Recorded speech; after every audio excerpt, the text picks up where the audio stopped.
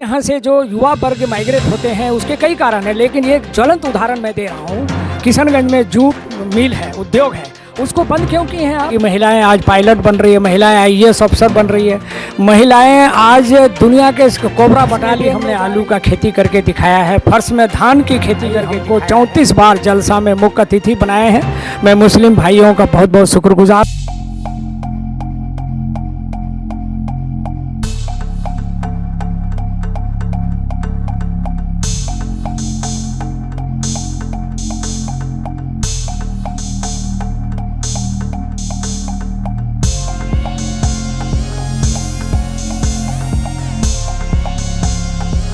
अस्सलाम वालेकुम, नमस्कार। आप तमाम लोगों का स्वागत है हमारे YouTube चैनल नवाज़ हिंदुस्तानी में। इस वक्त हम लोग मौजूद हैं रहमानगंज और सीमांचल के ऐसे शख्सियत से आज मुलाकात होगी जो अपने देश के लिए 37 साल वर्क किए हैं और इन 37 साल में 10 ऐसे देश हैं जिनका भ्रमण भी किया है। मैं बताता चलूं, इनके अगर कामों को गिना जाए या इनके बारे में बताया जाए तो समय कम पड़ जाएंगे। इन्होंने अपने जीवन में अब तक 25 ऐसे बुक हैं जो इंग्लिश में लिख चुके हैं और 10 बुकों को हिंदी में उनसे बात करते हैं। स्वागत है हमारे YouTube चैनल में सर। बहुत बहुत शुक्रिया सर। सर, लोग आपको डॉक्टर पीपी सिन्हा के नाम से जानते हैं। मैं आपसे जानना चाहूँगा कि आप अपना पूरा नाम, फैमिली बैकग्राउंड और आपका शुरुआती एजुकेशन जो है कहाँ से शुरुआत? देखिए, मेरा नाम परमेश्वर प्रसाद सिन्हा है, लेकिन इलाके में हमें डॉक्टर पीपी सिन्हा के रूप में जानते हैं। हमने अपनी जो प्रारंभिक शिक्षा है वो रहमानगंज में ही 3री कक्षा तक करी है। उसके बाद बहादुरगंज से हमने 10+2 किया है। 2 नदी पैदल पार करके हम स्कूल जाते थे। उसके बाद मेरे महाविद्यालय भागलपुर भेजा, जहाँ से हमने बीएससी एग्रीकल्चर की डिग्री ली। तत्पश्चात हमने ढोली कृषि महाविद्यालय मुजफ्फरपुर से एमएससी करा और उसके बाद जय नारायण व्यास विश्वविद्यालय जोधपुर राजस्थान से पीएचडी किया। उसके बाद से हम फिर भारत सरकार में आए और 37 वर्षों के बाद सकुशल 2010 कृषि विभाग के बड़े पद पर आप आसीन थे। हमारे क्षेत्र के लिए या सीमांचल क्षेत्र के लिए कृषि विकास के लिए आपका क्या सुझाव है और आपने क्या क्या किया है अब तक? देखिए, मैं अपने देश में भी कृषि पर बहुत शोध किए हैं। 300 से अधिक मेरी प्रकाशन है और उसके बाद हम विदेशों में भी जो कृषि ज्ञान लेके आए थे उसको भी मैं यहाँ के किसानों को हर महीने में एक मीटिंग करता हूँ, उसको बताता हूँ। किसान हमें खेतों में ले जाते हैं, डेमो देता हूँ, उनको निःशुल्क कीटनाशक दवाई भी देता हूँ। हमने ऐसे ऐसे चीज़ किसानों को बताए हैं, जैसे फर्श में भी हमने आलू का खेती करके दिखाया है, फर्श में धान की खेती करके दिखाया है और फर्श में हमने बैगन प्याज भी लगा के दिखाया है। ये तकनीक इसलिए मैं किसानों को बताया कि विदेशों में जापान जैसे शहर में पानी ही पानी है, वहाँ नाव में खेती करते हैं, तो वो सारा ज्ञान मैं यहाँ के किसानों को बांटता हूँ। होने के बाद भी यहाँ के युवा माइग्रेट क्यों करते हैं? क्या कृषि अब फायदे के लायक नहीं रहा? बिल्कुल कृषि फायदे के लायक है, लेकिन यहाँ के जो पॉलिटिशियंस हैं, नेता लोग हैं, वो लोग बिल्कुल हमारे गतिविधियों पर, किसानों की माली हालात पर ध्यान नहीं देते हैं। हमारे यहाँ से जो युवा वर्ग माइग्रेट होते हैं उसके कई कारण हैं, लेकिन एक ज्वलंत उदाहरण मैं दे रहा हूँ। किशनगंज में जूट मिल है, उद्योग है, उसको बंद क्यों किए हैं आप? अगर वो जूट मिल फिर से चालू होगा तो कम से कम 5000 हमारे युवा वर्ग उसमें शामिल होंगे। उसके बाद फर्टिलाइज़र कॉरपोरेशन पूर्णिया में बंद है और भी कई इलाके में जो छोटी मोटी लघु उद्योग हैं आपने उसको बंद कर दिया है। तो हमारे जो युवा वर्ग है वो तो माइग्रेट होंगे। यहाँ पर कृषि का बहुत बड़ा स्कोप है। ये देश ही 80% किसानों के ऊपर है। उनका जो समर्थन मूल्य है गेहूं का, चावल का, वो नहीं देंगे तो फिर किसानों को आत्महत्या करनी पड़ेगी और युवाओं को पलायन करना पड़ेगा। ना ही कोई लोग इन पर सवाल निशान करते हैं या उन पर कोई बात नहीं करना चाहता है। सीमांचल में महिलाओं का विकास क्यों नहीं हुआ? महिलाएं इतनी पिछड़े क्यों?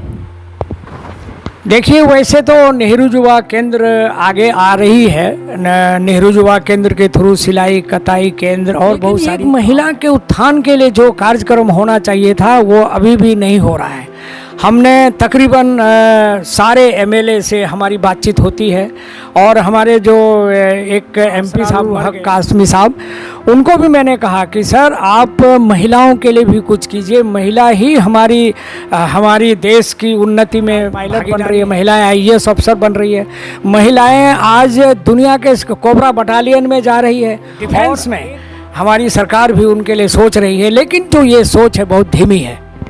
कहीं ना कहीं सरकार इनमें जिम्मेदार है और समाज के लोग भी जिम्मेदार हैं। देश के प्रधानमंत्री कहते हैं आत्मनिर्भर की बात, तो सर कोविड-19 के बाद आत्मनिर्भर भारत की बात हो रही है, तो हमारा क्षेत्र सीमांचल क्षेत्र आत्मनिर्भर कैसे बनेगा? देखिए, पहले तो कोविड-19 के बारे में 2 लाइन बता देना चाहता हूँ कि ये हमारे देश की उपज नहीं है, ये जैविक हथियार है। ये जैसा कि आप सुनते हैं चीन द्वारा लेबोरेटरी में पैदा हुआ और वो चाहते थे विस्तारवादी नीति के तहत कि दुनिया में फैला दो और सारे देश में राज करो, जो कि अब वो नहीं चलेगा। तो भारत में भी कोविड है, जिसके लिए हमारी माने केंद्र सरकार और राज्य सरकार लगी हुई है और किसी एक आदमी को हम जिम्मेवार नहीं ठहरा सकते हैं, इसमें हम भी जिम्मेवार हैं। जिस तरह से आप आए हैं अभी मास्क पहनकर, ग्लोव्स पहनकर, इसी तरह की सफाई, सोशल डिस्टेंसिंग करना पड़ेगा और आपको आइसोलेशन में रहना पड़ेगा, भीड़ वाले इलाके से आपको बचना पड़ेगा। तो निश्चित रूप से हमेशा के लिए कोविड का खात्मा हो जाएगा और वो वैसे भी 2-3 महीने के अंदर में देश और विदेश से जो कोविड पर रिसर्च हो रही है, नई वैक्सीन आएगी, उससे हम बिल्कुल विजय हासिल। सर, जहाँ तक सीमांचल की बात आती है तो हर लिहाज से हम लोग पीछे हैं और बाढ़ आपदा से बार ये क्षेत्र तबाह होता जा रहा है। खतरनाक नदियों को जब बांधा जा सकता है तो कोल, रतवा या कोई भी नदी हो, उनको बांधने के लिए सरकार के पास कोई ऐसा योजना अब तक नहीं है क्या? देखिए, मैं पिछली साल आपको मैं हकीकत बताता हूँ, मैंने प्रधानमंत्री जी को खुद जिक्र किया था कि आप हर साल 20 करोड़ 25 करोड़ रुपए हमारे सीमांचल के इलाके में दीजिए ताकि हम नदियों के कटान को रोक सकें और बाढ़ से पहले हम नाव खरीद करके हम गांव ग्रामीणों को दे सकें, तो हमारा कुछ सुधार होगा। उसके बाद जो बाढ़ प्रभावित इलाके हैं, सफिशिएंट फूड पैकेट्स बांटिए और बांट भी रही है, लेकिन उतना नहीं बांट रही है। हमारे जो किशनगंज के नेता हैं या बहादुरगंज के, ये सब लोग बाढ़ के टाइम में गायब हो जाते हैं, बाढ़ ख़त्म होते ही क्या हुआ करके निकलते हैं। और इनको चाहिए कि सरकार से लड़ें और लड़ करके आप फंड लीजिए, फूड पैकेट्स दीजिए और चना मुढ़ी। एक मैं जैसा आदमी, एक समाज सेवी के नाते मैं कितना कर सकता हूँ, लेकिन मैं भी फूड पैकेट्स बांटता हूँ, गुड़ चना बांटता हूँ और मुढ़ी चूरा बांटता हूँ मेरी सीमित आय से। तो एक एमएलए जिनके पास करोड़ों की संपत्ति है, जिसके पास करोड़ों का बजट है, ये लोग काम नहीं करते हैं। मैं तो क्लियर कहूँगा कि हमारे नेता लोगों को केवल वोट चाहिए और वोट के टाइम में आएंगे, उसके बाद काम से दूर हो जाते हैं। धन्यवाद। सर, सुरजापुरी फिल्म का चलन शुरू हुआ था, तो सुरजापुरी फिल्म बनाने का ख्याल आपके दिल में कैसे आया? बहुत अच्छा सवाल है। मैं बचपन से कलाकार हूँ। गांव में ड्रामा होता था तो हीरो बनते थे और कॉलेजों में भी हमको कभी कभी नहीं मिलता था रोल, तो कहते थे कि स्त्री पात्र करोगे, तो हमने लेडी का भी रोल किया है और वहाँ भी हमने बहुत सारे इनाम बटोरे हैं, सर्वोत्तम गायक का भी प्राइज लिया है। तो मेरे मन में बचपन से एक था कि क्या बम्बई में ही फिल्म की शूटिंग हो सकती है, रहमानगंज में क्यों नहीं।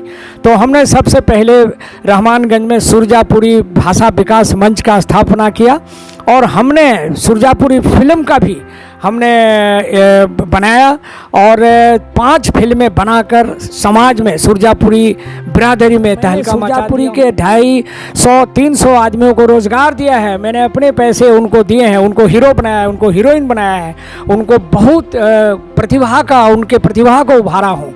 तो मेरे बचपन से मैं सुरजापुरी का रहने वाला हूँ, सुरजापुरी भाषा बोलता हूँ, इसलिए सुरजापुरी फिल्म बनाकर मैं गौरवान्वित महसूस। रिटायरमेंट के बाद भी आखिर आपको समाज से इतना प्यार क्यों? आप जलसा में भी जाते हैं, सत्संग में भी जाते हैं, कोई भी पर्व हो, किसी भी धर्म का आप उसमें शामिल हो जाते हैं उनके खुशी में, तो लोगों को क्या संदेश देना चाहते हैं आप? देखिए, सबसे पहली बात है कि मैं किसी भी धर्म को छोटा नहीं मानता हूँ, सबका धर्म को प्यार करता हूँ, चाहे हिंदू हो, मुस्लिम हो, सिख हो, ईसाई हो। और मैं आपको एक बात बता देना चाहता हूँ कि मैं तो सत्संग अष्टजाम क्रिकेट में तो जाता ही हूँ, 200-300 बार गया हूँ, लेकिन सबसे बड़ी बात है कि आज मैं देखता हूँ कि किसी हिंदू को मुसलमान के जलसे के मंच में बहुत कम देखता हूँ। मेरा ये सौभाग्य है कि मुसलमान भाई हमको 34 बार जलसा में मुख्य अतिथि बनाए हैं। मैं मुस्लिम भाइयों का बहुत बहुत शुक्रगुजार हूँ और आज मुसलमान भाई भी मुझे उतना ही चाहते हैं जितना हिंदू भाई भी। इसलिए मुझे जलसा से, या मैं आध्यात्मिक कहिए, मैं स्पिरिचुअल आदमी हूँ और हमेशा धर्म की बात करता हूँ और सच बात बोलता हूँ, इसलिए मेरे ज़्यादा चहेते लोग हैं। और ख़ास करके मुस्लिम बिरादरी, क्या तो मैं दीवाना हूँ, वो भी मेरे दीवाने हैं। धन्यवाद। बहुत बहुत शुक्रिया आपका। ये थे हमारे साथ डॉक्टर पीपी सिन्हा। और इसी तरह का वीडियो देखने के लिए हमारे चैनल को सब्सक्राइब करें, बेल आइकन को दबा दें, नोटिफिकेशन मिलते रहेगा। मिलते हैं अगले वीडियो में। अल्लाह हाफिज़, नमस्कार, आदाब।